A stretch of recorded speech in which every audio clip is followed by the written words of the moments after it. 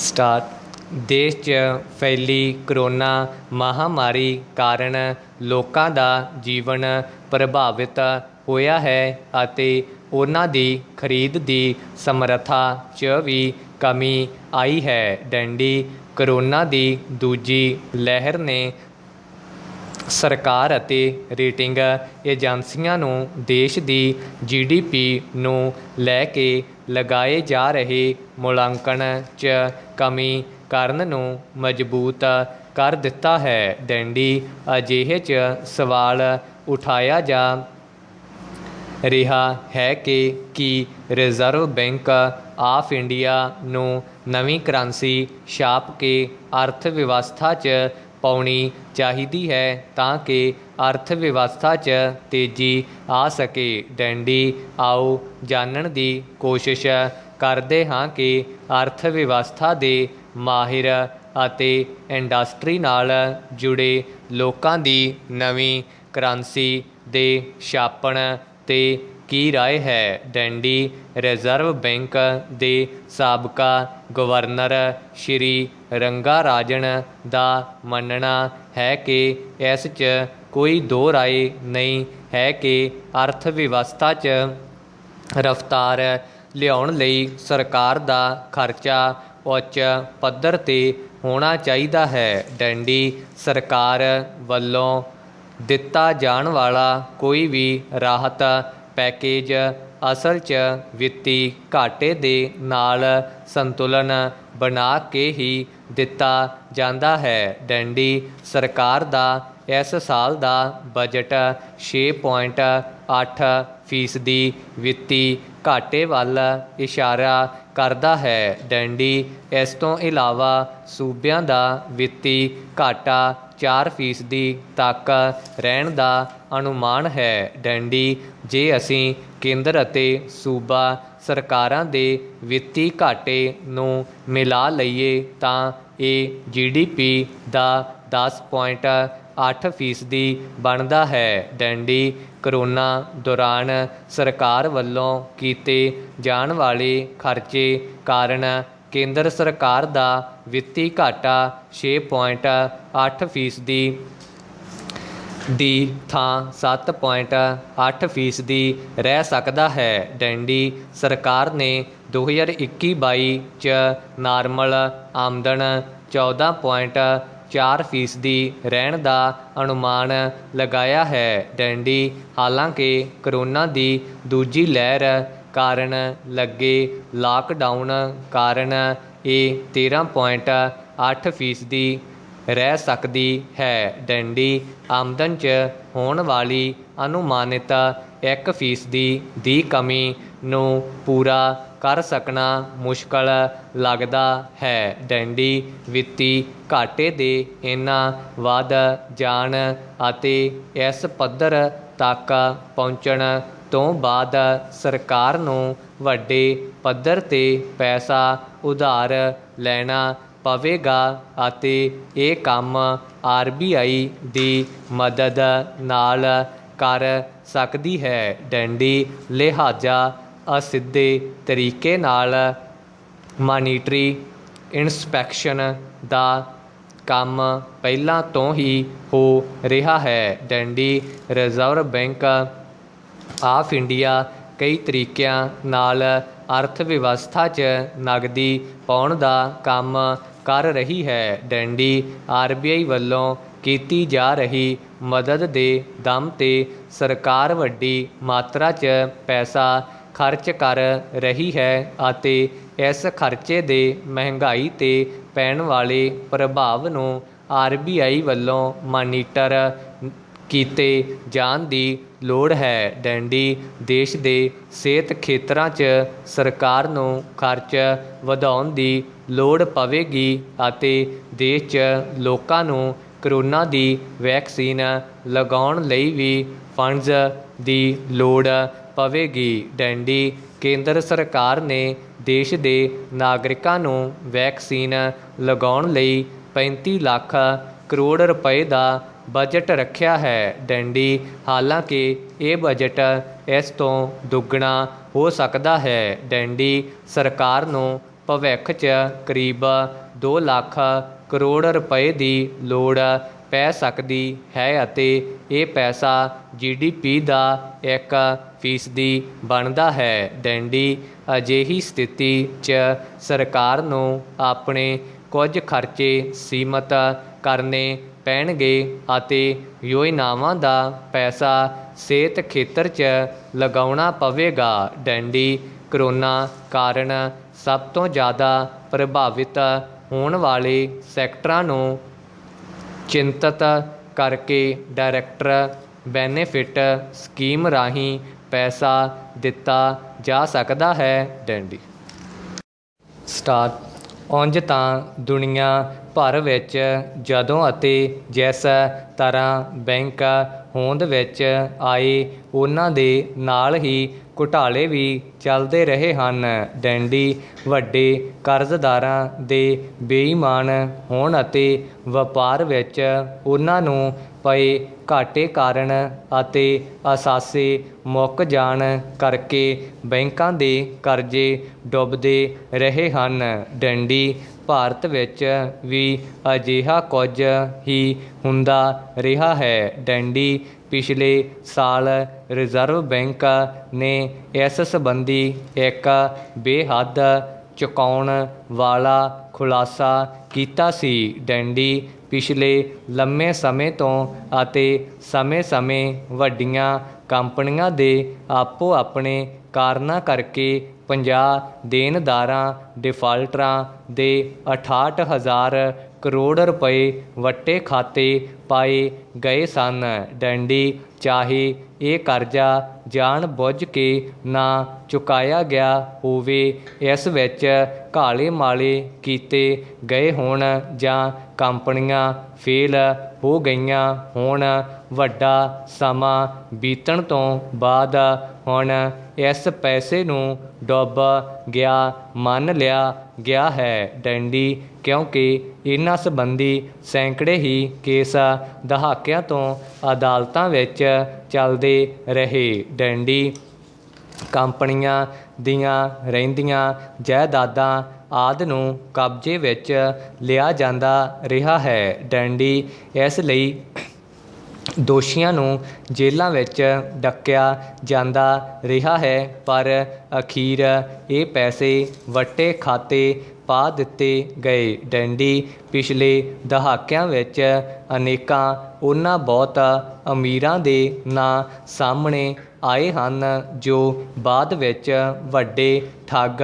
ਸਾਬਤ ਹੋਏ। ਡੈਂਡੀ ਉਹਨਾਂ ਨੇ ਬੈਂਕਾਂ ਤੋਂ ਲਏ ਕਰਜ਼ਿਆਂ ਵਿੱਚ ਧੋਖਾਧੜੀ ਕੀਤੀ, ਵੱਡੀਆਂ ਬੇਨਿਯਮੀਆਂ ਕੀਤੀਆਂ। ਡੈਂਡੀ ਅਖੀਰ ਉਹਨਾਂ ਵੱਲੋਂ ਕੀਤੇ ਜਾਂਦੇ ਫਰਾਡ ਸਾਹਮਣੇ ਆ ਗਏ। ਡੈਂਡੀ ਇੱਕ ਖਬਰ ਮੁਤਾਬਕ ਦੁਨੀਆ ਦੇ 24 ਦੇਸ਼ਾਂ ਵਿੱਚ ਜਾ ਪਹੁੰਚੇ। ਭਾਰਤ ਦੇ ਅਜਿਹੇ ਫਰਾਡ ਕਰਨ ਵਾਲੇ 121 ਦੋਸ਼ੀ ਹਨ ਜਿਨ੍ਹਾਂ ਨੂੰ ਸਰਕਾਰ ਫੜਨ ਦਾ ਯਤਨ ਕਰਦੀ ਰਹੀ ਹੈ ਅਤੇ ਹੁਣ ਵੀ ਕਰ ਰਹੀ ਹੈ। ਡੈਂਡੀ ਇਹਨਾਂ 'ਚੋਂ 70% ਦੇ ਕਰੀਬ ਦੋਸ਼ੀ ਅਮਰੀਕਾ, UAE, ਬਰਤਾਨੀਆ ਤੇ ਕੈਨੇਡਾ ਵਿੱਚ ਕਿਸੇ ਨਾ ਕਿਸੇ ਤਰ੍ਹਾਂ ਪਨਾਹ ਲਈ ਬੈਠੇ ਹਨ। ਡੈਂਡੀ ਇਸ ਤੋਂ ਇਲਾਵਾ ਜਰਮਨੀ, ਬੰਗਲਾਦੇਸ਼, ਸਿੰਗਾਪੁਰ,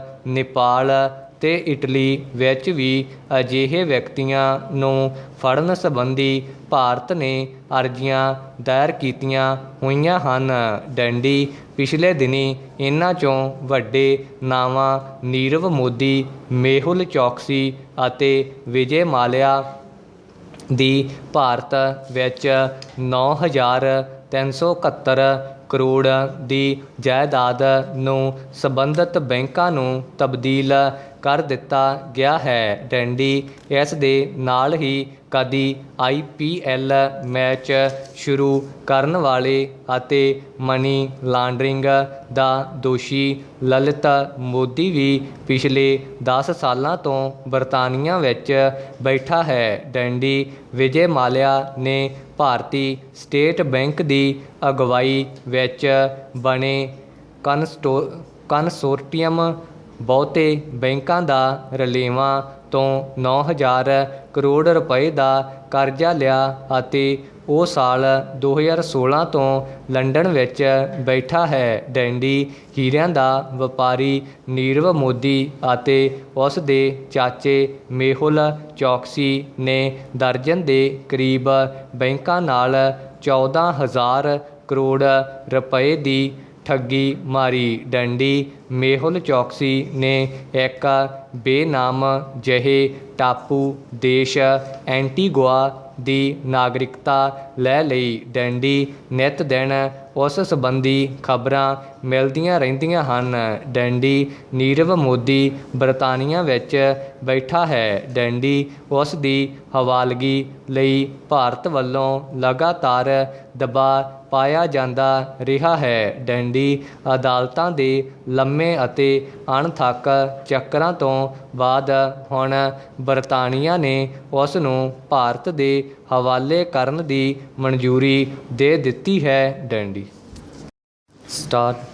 ਇਸੇ ਹੀ ਤਰ੍ਹਾਂ ਵਿਜੇ ਮਾਲਿਆ ਦੇ ਵੀ ਵਿਦੇਸ਼ ਵਿੱਚ ਰਹਿਣ ਦੇ ਦਿਨ ਖਤਮ ਹੋ ਗਏ ਜਾਪਦੇ ਹਨ। ਡੈਂਡੀ ਉਹ ਵੀ ਇੰਗਲੈਂਡ ਵਿੱਚ ਸਾਰੇ ਕੇਸ ਹਾਰ ਗਿਆ ਹੈ ਅਤੇ ਉਸ ਨੂੰ ਵੀ ਛੇਤੀ ਹੀ ਭਾਰਤ ਲਿਆਂਦੇ ਜਾਣ ਦੀ ਸੰਭਾਵਨਾ ਬਣ ਗਈ ਹੈ। ਡੈਂਡੀ ਕਈ ਦਹਾਕਿਆਂ ਤੋਂ ਕੇਂਦਰੀ ਤਤਕਾਲੀ ਸਰਕਾਰਾਂ ਦੇ ਸਮੇਂ ਸਵਿਟਜ਼ਰਲੈਂਡ ਅਤੇ ਕੁਝ ਹੋਰ ਦੇਸ਼ਾਂ ਵਿੱਚ ਭਾਰਤੀਆਂ ਦਾ ਕਾਲਾ ਧਨ ਜਮ੍ਹਾਂ ਹੋਣ ਦੇ ਚਰਚੇ ਹੁੰਦੇ ਰਹੇ ਹਨ। ਡੈਂਡੀ ਇਸ ਬਾਰੇ ਵੀ ਸਰਕਾਰ ਨੇ ਲੰਮੀ ਕਾਨੂੰਨੀ ਲੜਾਈ ਲੜੀ ਹੈ ਪਰ ਉਸ ਨੂੰ ਪੂਰੀ ਸਫਲਤਾ ਪ੍ਰਾਪਤ ਨਹੀਂ ਹੋਈ। ਡੈਂਡੀ ਇਸ ਦਾ ਇੱਕ ਕਾਰਨ ਇਹ ਵੀ ਹੈ ਕਿ ਇਹਨਾਂ ਬੈਂਕਾਂ ਵਿੱਚ ਬਹੁਤ ਸਾਰੇ ਅਜਿਹੇ ਭਾਰਤੀਆਂ ਦੇ ਪੈਸੇ ਵੀ ਜਮ੍ਹਾਂ ਹਨ ਜੋ ਹਰ ਪੱਖ ਤੋਂ ਬੜੇ ਸਮਰੱਥ ਹਨ। ਡੈਂਡੀ ਸਰਕਾਰਾਂ ਅਤੇ ਸਿਆਸੀ ਪਾਰਟੀਆਂ ਵੀ ਉਹਨਾਂ ਦੇ ਨਾਂ ਸਾਹਮਣੇ ਲਿਆਉਣ ਤੋਂ ਕਤਰਾਉਂਦੀਆਂ ਰਹੀਆਂ ਹਨ। ਡੈਂਡੀ ਇਸੇ ਹੀ ਤਰ੍ਹਾਂ ਸਮੇਂ-ਸਮੇਂ ਨਿੱਜੀ ਅਤੇ ਸਹਿਕਾਰੀ ਬੈਂਕਾਂ ਵਿੱਚ ਹੁੰਦੀਆਂ ਬੇਨਿਯਮੀਆਂ ਵੀ ਸਾਹਮਣੇ ਆਉਂਦੀਆਂ ਰਹੀਆਂ ਹਨ ਜਿਨ੍ਹਾਂ ਕਾਰਨ ਅਜਿਹੇ ਬੈਂਕਾਂ 'ਤੇ ਲੋਕਾਂ ਦਾ ਵਿਸ਼ਵਾਸ ਖਤਮ ਹੁੰਦਾ ਰਿਹਾ ਹੈ। ਡੈਂਡੀ ਬਹੁਤ ਸਾਰੇ ਅਜਿਹੇ ਬੈਂਕ ਬੰਦ ਹੋ ਗਏ ਜਾਂ ਬੰਦ ਹੋਣ ਦੇ ਕਿਨਾਰੇ ਜਾਪਦੇ ਹਨ। ਡੈਂਡੀ ਪਿਛਲੇ ਸਮੇਂ ਵਿੱਚ ਰਿਜ਼ਰਵ ਬੈਂਕ ਨੇ ਬੈਂਕ ਕਾਰੋਬਾਰ ਦੇ ਖੇਤਰ ਵਿੱਚ ਕਾਨੂੰਨ ਤਾਂ ਹੋਰ ਸਖਤ ਕੀਤੇ ਹਨ ਪਰ ਸਮਾਜ ਦੇ ਬਹੁਤ ਸਾਰੇ ਸਮਰੱਥ ਵਿਅਕਤੀ ਚੋਰ ਮੋਰੀਆਂ ਰਾਹੀਂ ਅਕਸਰ ਬੇਨਿਯਮੀਆਂ ਕਰਕੇ ਇਹਨਾਂ ਨੂੰ ਵੱਡਾ ਖੋਰਾ ਲਗਾ ਜਾਂਦੇ ਹਨ। ਡੈਂਡੀ ਅਜਿਹੇ ਦੋਸ਼ੀਆਂ ਨੂੰ ਹਰ ਸੂਰਤ ਵਿੱਚ ਅਜਿਹੀਆਂ ਸਖਤ ਸਜ਼ਾਵਾਂ ਦੇ ਭਾਗੀ ਬਣਾਇਆ ਜਾਣਾ ਚਾਹੀਦਾ ਹੈ ਜੋ ਸਮੁੱਚੇ ਸਮਾਜ ਲਈ ਉਦਾਹਰਣ ਦਾ ਕੰਮ ਕਰਨ। ਡੈਂਡੀ ਇਸ ਸੰਬੰਧ ਵਿੱਚ ਹੀ ਨੀਰਵ ਮੋਦੀ, ਮੇਹੁਲ ਚੌਕਸੀ ਅਤੇ ਵਿਜੇ ਮਾਲਿਆ ਦੀ 9,371 ਕਰੋੜ ਦੀ ਜਾਇਦਾਦ ਈਡੀ ਵੱਲੋਂ ਬੈਂਕ ਦੇ ਹਵਾਲੇ ਕਰਨ ਦੇ ਲਏ ਗਏ ਫੈਸਲੇ ਨੂੰ ਦੇਖਿਆ ਜਾ ਸਕਦਾ ਹੈ। ਡੈਂਡੀ ਅਜਿਹੀ ਸਥਿਤੀ ਹੀ ਲੋਕ ਮਨਾਂ ਵਿੱਚ ਬੈਂਕਾਂ ਬਾਰੇ ਵਿਸ਼ਵਾਸ ਪੈਦਾ ਕਰਨ ਅਤੇ ਬੇਈਮਾਨਾਂ 'ਤੇ ਨਕੇਲ ਕੱਸਣ ਦੇ ਸਮਰੱਥ ਹੋ ਸਕੇਗੀ। ਡੈਂਡੀ ਪੈਰਾ ਕੁਝ ਦਹਾਕੇ ਪਹਿਲਾਂ ਪਿੰਡਾਂ ਵਿੱਚ ਕਾਨਿਆਂ, ਛਤੀਰੀਆਂ, ਬਾਲਿਆਂ ਆਦਿ ਦੀਆਂ ਕੱਚੀਆਂ ਛੱਤਾਂ ਹੁੰਦੀਆਂ ਸਨ ਅਤੇ ਉਹਨਾਂ ਵਿੱਚ ਚਿੜੀਆਂ ਆਲ੍ਹਣੇ ਬਣਾ ਕੇ ਆਂਡੇ ਦਿੰਦੀਆਂ ਸਨ ਅਤੇ ਪੀੜ੍ਹੀ ਵਧਾਉਂਦੀਆਂ ਸਨ। ਡੈਂਡੀ ਜਿੱਥੇ ਘਰਾਂ ਵਿੱਚ ਧਰੇਕਾਂ, ਤੂਤ, ਟਾਹਲੀਆਂ, ਬੇਰੀਆਂ, ਫਲਾਹ ਆਦਿ ਦੇ ਦਰੱਖਤ ਹੁੰਦੇ ਸਨ ਉੱਥੇ ਹੀ ਬੰਬੀਆਂ ਦੇ ਖਾਲਾਂ, ਨਹਿਰੀ ਖਾਲਾਂ ਅਤੇ ਆਲੇ ਦੁਆਲੇ ਲੱਗੇ ਦਰੱਖਤਾਂ 'ਤੇ ਘੁੱਗੀਆਂ, ਤੋਤੇ, ਗਟਾਰਾਂ ਅਤੇ ਬਿਜੜਿਆਂ ਦੇ ਬਾਕਮਾਲ ਆਲ੍ਹਣੇ ਬਣਾਏ ਹੁੰਦੇ ਸਨ ਅਤੇ ਆਪਣੀ ਆਪਣੀ ਨਸਲ ਅੱਗੇ ਤੋਰਦੇ ਸਨ। ਡੰਡੀ ਜਿਵੇਂ ਜਿਵੇਂ ਦਰੱਖਤਾਂ ਦੀ ਬੇਸ਼ੁਮਾਰ ਕਟਾਈ ਨੇ ਜਿੱਥੇ ਆਕਸੀਜਨ ਘਟਾਈ ਹੈ, ਉੱਥੇ ਹੀ ਇਹਨਾਂ 'ਚੋਂ ਕਈ ਪੰਛੀਆਂ ਦਾ ਵੀ ਖਾਤਮਾ ਕੀਤਾ ਹੈ ਅਤੇ ਪੱਕੇ ਘਰ ਬਣ ਜਾਣ ਕਾਰਨ ਚਿੜੀਆਂ ਵੀ ਮੁੱਕਣ ਕਿਨਾਰੇ ਹਨ। ਡੰਡੀ ਪਾਣੀ ਦੀ ਘਾਟ ਅਤੇ ਵਾਤਾਵਰਨ ਪਲੀਤ ਹੋ ਜਾਣ ਕਾਰਨ ਗਰਮੀਆਂ ਸਰਦੀਆਂ ਵਿੱਚ ਲੰਮਾ ਪੈਂਡਾ ਤੈਅ ਕਰਕੇ ਪ੍ਰਵਾਸੀ ਪੰਛੀਆਂ ਦੀ ਆਮਦ ਵੀ ਘਟ ਗਈ ਹੈ। ਡੰਡੀ ਭਾਵੇਂ ਵਾਤਾਵਰਨ ਪਲੀਤ ਹੋਣ ਅਤੇ ਦਰੱਖਤਾਂ ਦੀ ਕਟਾਈ ਵਿੱਚ ਕੋਈ ਕਸਰ ਨਹੀਂ ਰਹੀ, ਪਰ ਫਿਰ ਵੀ ਕਈ ਪੰਛੀ ਪ੍ਰੇਮੀਆਂ ਨੂੰ ਪੰਛੀਆਂ ਨਾਲ ਇੰਨਾ ਪਿਆਰ ਹੈ ਕਿ ਉਹ ਪੰਛੀਆਂ ਦੇ ਆਸਰੇ ਆਲ੍ਹਣੇ ਬਣਾ ਕੇ ਜ਼ਖਮੀ ਪੰਛੀਆਂ ਦਾ ਇਲਾਜ ਕਰਦੇ ਹਨ ਅਤੇ ਜਦੋਂ ਉਹ ਠੀਕ ਹੋ ਜਾਂਦੇ ਹਨ ਤਾਂ ਉਹਨਾਂ ਨੂੰ ਹਵਾ ਵਿੱਚ ਉਡਾ ਦਿੰਦੇ ਹਨ। ਡੰਡੀ ਸੰਬੰਧਿਤ ਵਿਭਾਗਾਂ, ਸਮਾਜ ਸੇਵੀ ਸੰਸਥਾਵਾਂ ਵਾਤਾਵਰਨ ਪ੍ਰੇਮੀਆਂ ਨੂੰ ਵੱਧ ਤੋਂ ਵੱਧ ਦਰੱਖਤ ਲਗਾਉਣੇ ਚਾਹੀਦੇ ਹਨ ਤਾਂ ਜੋ ਪੰਛੀਆਂ ਦੀ ਹੋਂਦ ਖਤਰੇ ਵਿੱਚ ਨਾ ਪਵੇ। ਡੰਡੀ